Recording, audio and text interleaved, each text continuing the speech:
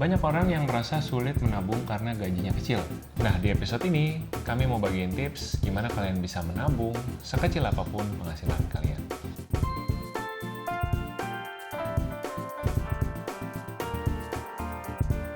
Menjelang akhir tahun 2024 kemarin, banyak isu keuangan yang beredar bikin kita jadi was-was di tahun yang baru ini.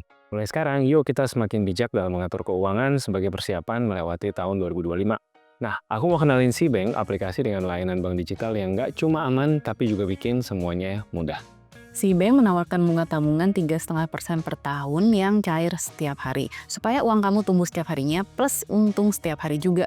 Buat yang perlu opsi investasi, ada bunga deposito tinggi sampai 6% per tahun. Dan yang paling menarik, Cbank kasih kamu 100 kali transfer gratis kemana aja. Mengatur keuangan dan transaksi sehari-hari jadi lebih simpel karena Cbank sangat satset. Yuk download Cbank sekarang dan rasakan di tahun yang baru, semuanya lebih mudah bersama Cbank. Hai guys, welcome back to our channel. Kembali lagi dengan gue Samuel dan ini istri gue Claudia. Kami pasangan suami istri kantoran dalam perjalanan memaknai financial independence. Di channel ini kalian akan temukan video-video seputar karir, keuangan, adulting, dan topik-topik menarik lainnya. Jadi kalau kalian suka dengan channel ini, jangan lupa untuk subscribe, komen, dan share video ini untuk support terus channel kami. Kak, aku mau nabung tapi gajiku kekecilan. Itu excuse yang paling sering kami dengar ketika kami share tentang frugal living, ketika kami share tentang gaya hidup mindful, gaya hidup hemat. Sebenarnya alasan ini valid atau enggak sih? Sebenarnya apakah gaji kecil ini memang bisa jadi penghalang buat nabung, dan benar nggak sih kalau gaji kecilan ya udah ngapain nabung? Nunggu aja nanti kita pas nunggu gajinya aja besar. pas gajinya udah besar gitu. Nah, sebagai orang kantoran yang dulu gajinya juga kecil, Kita mulai dari gaji fresh grade juga ya, sama dengan kalian. betul, kami mau ceritain apa sih tips-tips yang dulu kami lakukan pas gajinya masih gaji fresh grade untuk tetap bisa menabung. Nah, tips yang pertama, kita mulai dengan nominal yang kecil dulu. Kan gajinya kecil katanya. Jadi nggak perlu minder dengan jumlah yang kalian bisa tabung saat ini. Misalkan kalian cuman bisa, wah jangankan 40%, 30% kayak orang-orang FIRE gitu kan, hidup frugal living, nabungnya banyak banget. Wah, saya sih paling 5%, 10% udah bagus. Ya udah bagus. Ya itu udah bagus banget, dan kalian yang penting ketika kita awal mulai habit nabung, ketika kita masih fresh grade, gajinya kecil, aku pernah bilang di satu konten di Instagram, aku bilang jangan fokus sama cuannya bisa berapa, jangan fokus dulu sama hasilnya nanti gimana, tapi fokus sama menata hidupnya, fokus sama menata pengeluaran kalian sedemikian rupa tiap bulan sehingga ada pola tuh yang kalian ikutin bulan ke bulan. Pengeluaran tidak jadi bola liar yang bikin kalian wah tiap bulan ada apa lagi yang bikin kaget, tapi sebisa mungkin hidup tuh tertata dan terencana supaya tiap bulan tabungan pun ada porsinya. Itu dan itu nggak perlu gaji besar.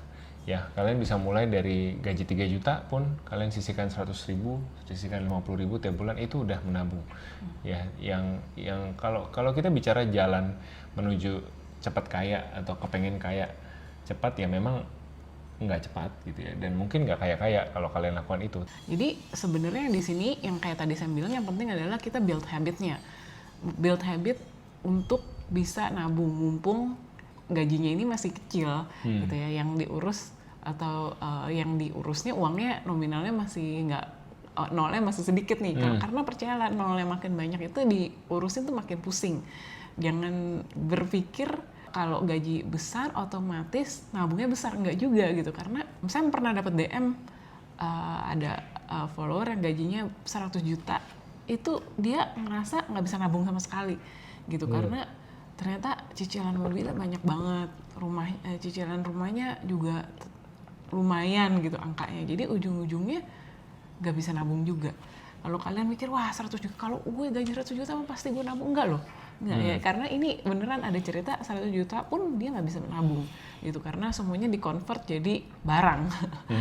Gitu ya. Gimana kita belajar mengontrol diri untuk nggak beli-beli terus walaupun sebenarnya mampu, ya itu kan kita harus mulai pas dari gaji kita kecil gitu ya. Jangan gitu, kalau nggak ada uangnya ya jangan. Kalau nggak penting-penting amat nggak usah.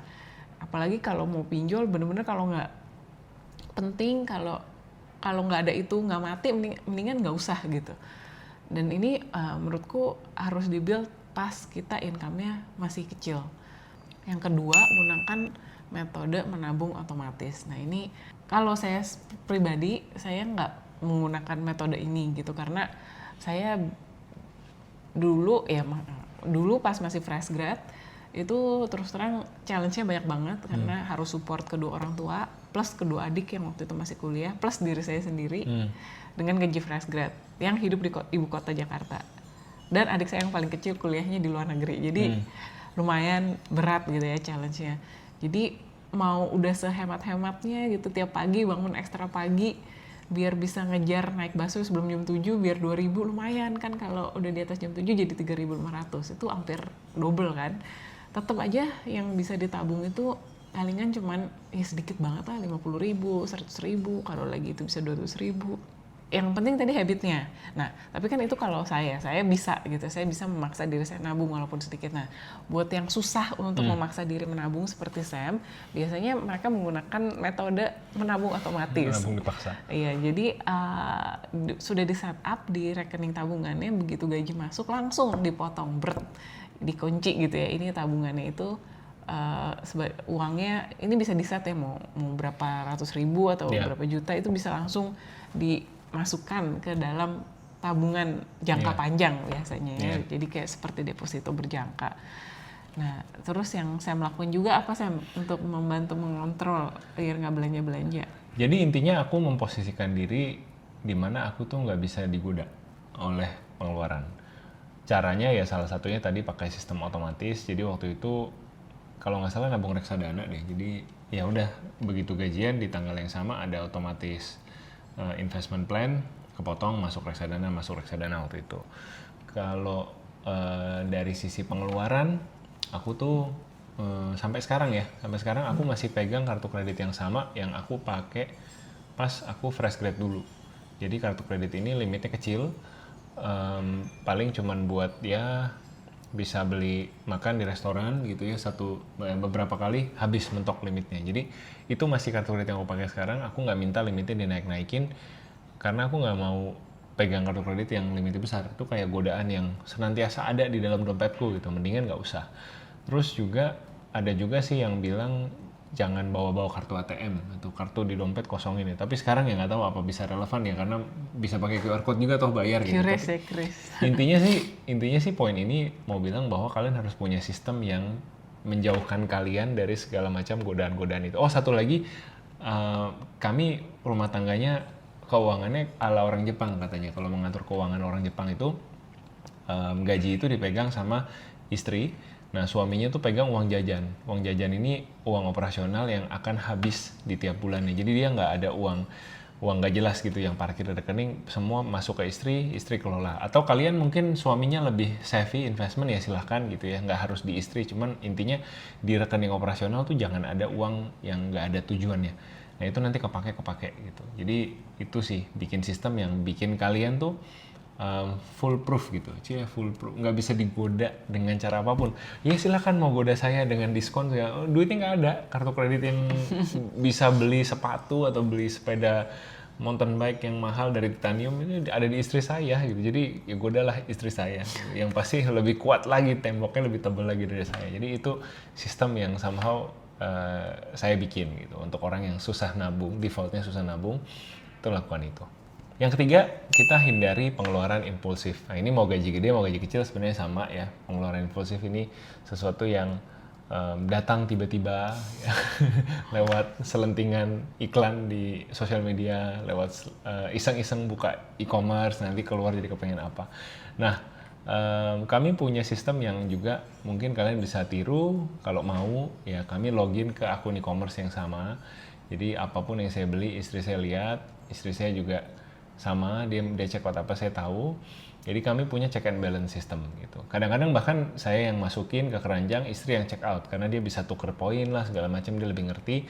Nah itu dia bisa lakukan supaya apa? Kita ada bukan takut ke pasangan atau kayak tunduk sama pasangan dia lebih tinggi dari saya bagaimana, bukan. Check and balance, check and balance gitu ya. Karena absolute power corrupts absolutely. Wah, itu berat sih kata-katanya. Cuman intinya coba ditranslate dulu. Kekuasaan yang absolut yang tidak ada batas pasti akan korup secara absolut. Susah. Iya. Pura-pura bisa bahasa Inggris aja kalian semua ya. Di Google aja. Jadi jangan sampai kalian nggak ada yang cek gitu. Jangan sampai kalian nggak ada submit ke satu sistem atau ke satu authority untuk bisa cek kalian gitu. Nah, untuk bisa selamatin kalian ya, bukan soal takut siapa, tapi soal ada partner, accountability partner yang bisa jagain kalian supaya nggak terjadi pengeluaran impulsif yang merugikan nanti gitu. Tapi gimana ya caranya ngebedain aku beneran mau atau cuman mau seru-seru aja, mau ikut-ikutan aja.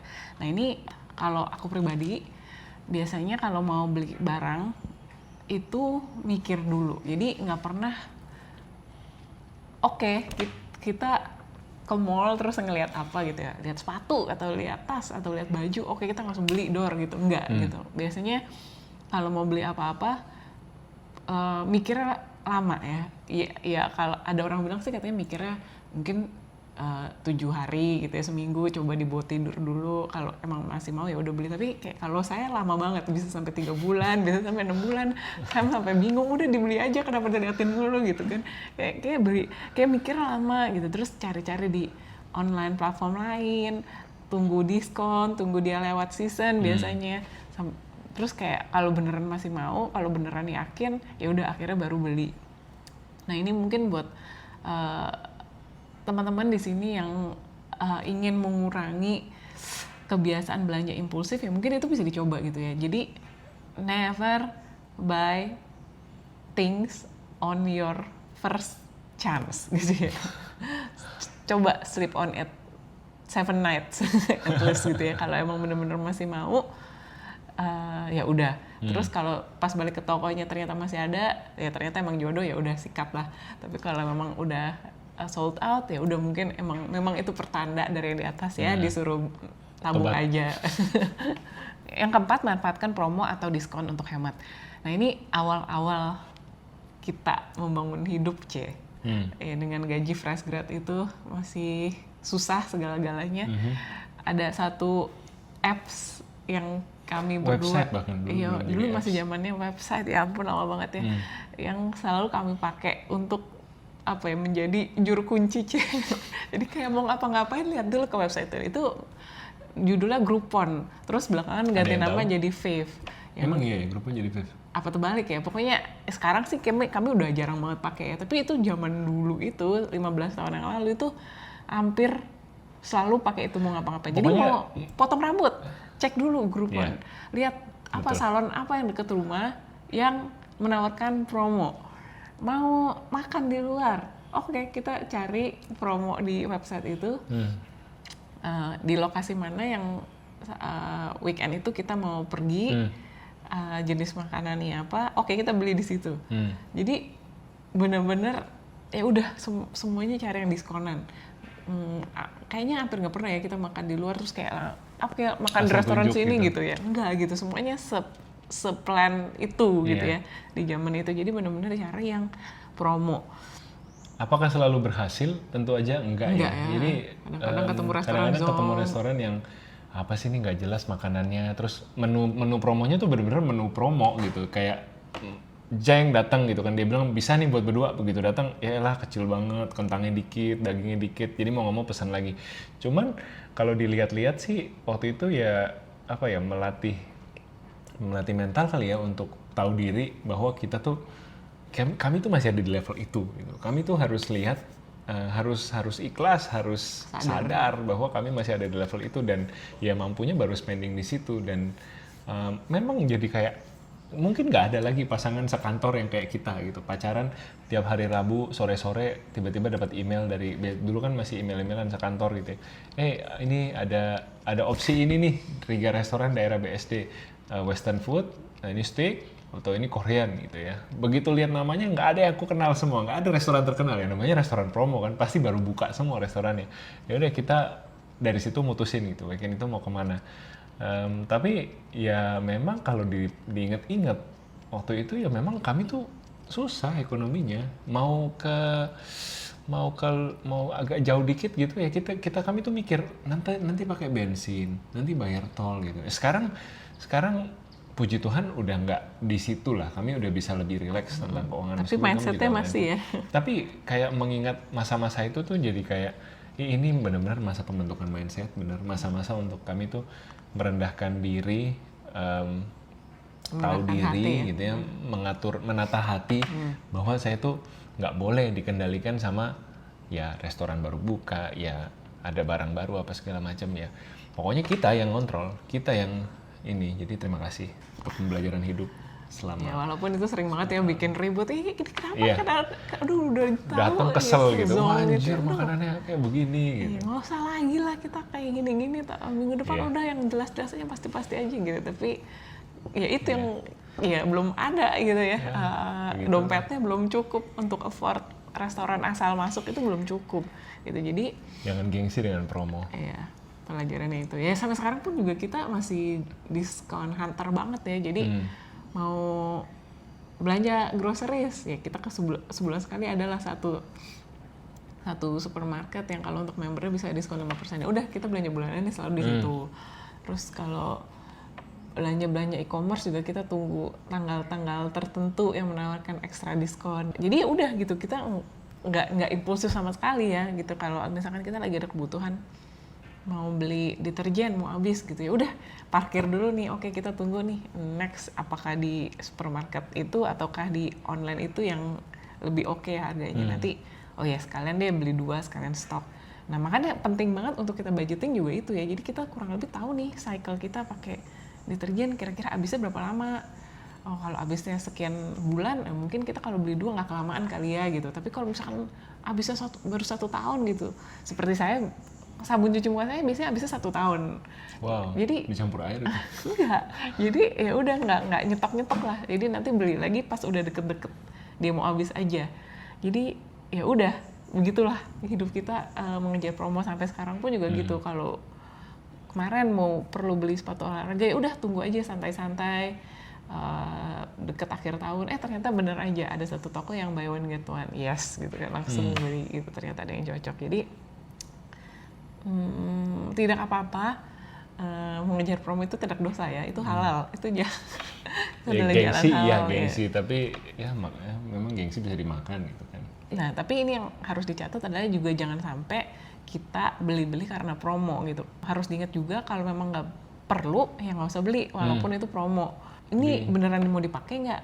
Beneran, misalkan kalau makanan beneran mau dimakan nggak? Beneran nggak aku perlu makanan ini? Apa iya nggak sih? Apakah aku udah cukup makan gitu kan? Kalau aku makan lagi, ini jadi kebanyakan makan nggak? Kalau aku beli lagi di rumah, ada tempat naruhnya juga nggak?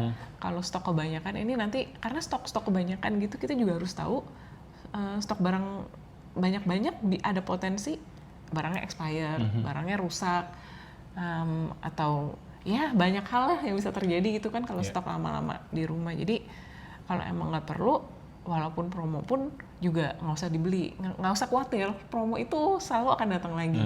Ya kan promo akhir tahun, nanti ada promo tengah tahun, terus ntar ada promo 17-an, ada promo ini kenaikan kelas, ada promo Chinese New Year, ada promo Lebaran. Jadi tenang aja, pasti akan ada promo berikutnya kalau nggak ikut promo yang sekarang.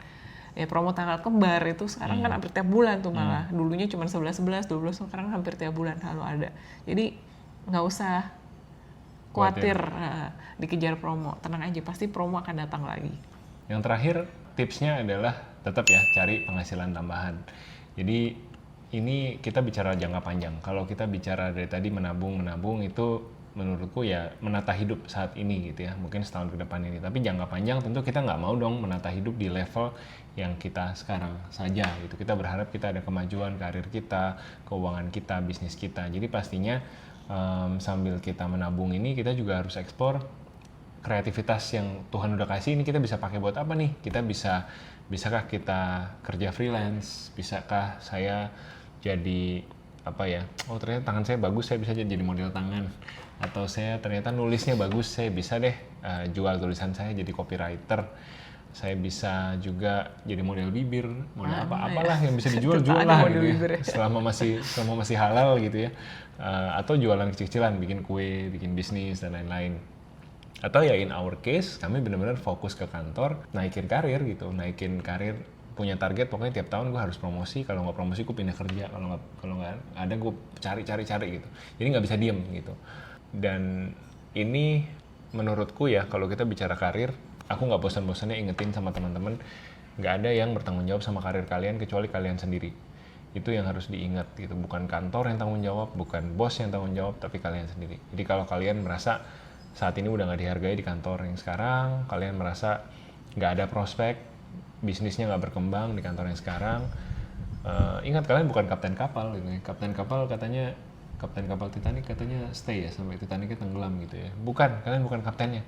Jadi kalau kalian merasa kalian lebih prospek di kantor sebelah, kalian lebih punya masa depan, ya sorry, it's not a family, it's not a place where you have to stay loyal all the time gitu. Jadi seimbang juga lah ya, jangan juga terlalu kurang ajar gitu ya. Kayak saya habis denger podcastnya Kosem, terus saya merasa di sini ini saya resign besok pak, besok katanya. Jadi ya nggak kayak gitu juga ya, di balance. Tapi intinya dalam karir menurutku kalian harus pegang kendali sih, karir kalian mau dibawa kemana, dan itu yang punya kendali ya kalian sendiri gitu. Jangan salahin keadaan, jangan salahin bos, jangan salahin teman-teman. Pokoknya karir kalian maju apa jalan tepat tuh urusan kalian aja. Zaman sekarang sih apa aja tiba-tiba bisa jadi duit ya. Maksudnya saya berapa kali diajakin, ya pernah lah beberapa kali dapat job jadi translator bahasa Jepang ke bahasa Inggris atau Indonesia. Terus sempat juga jadi narasumber kuesioner atau ada survei, lumayan dapat juga.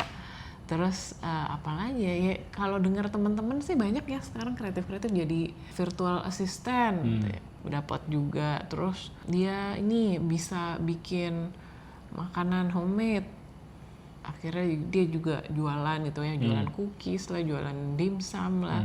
Jadi ya zaman sekarang itu kayaknya lebih dimudahkan gitu ya in a way kan, kalau udah banyak e-commerce, jualan lewat e-commerce. Iya, jadi yang penting kita mau gitu ya, kita mau coba, dan ya udah semangat gitu ya, semangat, apalagi ya yang aku bisa kerjain. Ya itu 4 tips dari kami. Sekali lagi kami mau bagi semangat ini ke teman-teman bahwa gaji kecil bukan jadi penghalang buat kalian untuk bisa menabung. Gaji kecil bukan jadi penghalang buat kalian bisa maju, buat punya hidup yang lebih baik di 2025. Manfaatin momentum awal tahun ini untuk punya semangat baru dan kejar peluang-peluang baru di tahun yang baru. Tetap semangat, stay healthy, take care, and see you guys next week. Dadah!